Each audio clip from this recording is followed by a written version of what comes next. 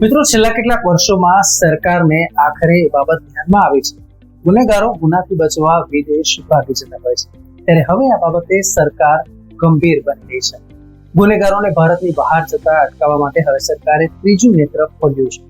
જેના ભાગરૂપે કોઈ પણ વ્યક્તિ વિરુદ્ધ નાનો મોટો કોઈ પણ ગુનો નોંધાયો હશે તેને નવો પાસપોર્ટ માત્ર 1 વર્ષ માટે જ મળશે. આવી વ્યક્તિને જો વિદેશ ફરવા જવું હોય તો પણ કોર્ટની મંજૂરી લેવી પડશે. જ્યારે ક્રિમિનલ હિસ્ટ્રી ધરાવતા વ્યક્તિને જો પાસપોર્ટ રિન્યુ કરાવવાનો હશે તો તેમાં પણ આ જ નિયમ લાગુ પડશે. નમસ્કાર, રિયલ વોઇસ ઓફ ઇન્ડિયામાં આપનું સ્વાગત. હું છું નિહાલ મોદી. મિત્રો, ભૂતકાળના વર્ષોમાં એવી સંખ્યાબંધ ઘટનાઓ બની હતી કે જેમાં કરોડોનું કૌભાંડ કરનારા કે પછી હિસ્ટ્રી શીટરો દેશ છોડીને બહાર ભાગી જતા હોય. જો કે ભારતમાં એક પણ નાનો મોટો ગુનો કર્યો હોય તેવા વ્યક્તિને ભારત બહાર જતા અટકાવવા કેન્દ્રએ પાસપોર્ટના કાયદામાં હવે થોડો સુધારો કર્યો છે. ક્રિમિનલ હિસ્ટ્રી ધરાવનારને હવે નવો કે પછી રિન્યુ પાસપોર્ટ માત્ર 1 વર્ષ માટેની મર્યાદાનો જ મળશે. પાસપોર્ટ કઢાવવા માટે પણ કોર્ટની મંજૂરી લેવી પડશે.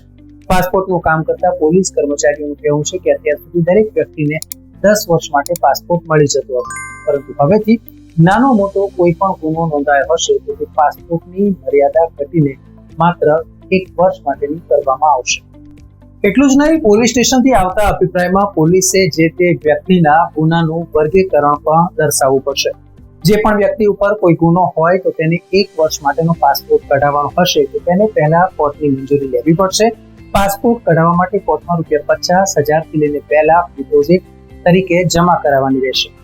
અને ત્યારબાદ કોર્ટની મંજૂરી બાદ જો પાસપોર્ટ આવી જાય તે પાસપોર્ટ 1 જ અઠવાડિયામાં કોર્ટમાં જમા કરાવવાનું રહેશે અને ત્યાર પછી જ ડિપોઝિટ પાછી મળશે. જ્યારે વિદેશ ફરવા જવા કોર્ટની મંજૂરી ફરજિયાત લેવાની રહેશે.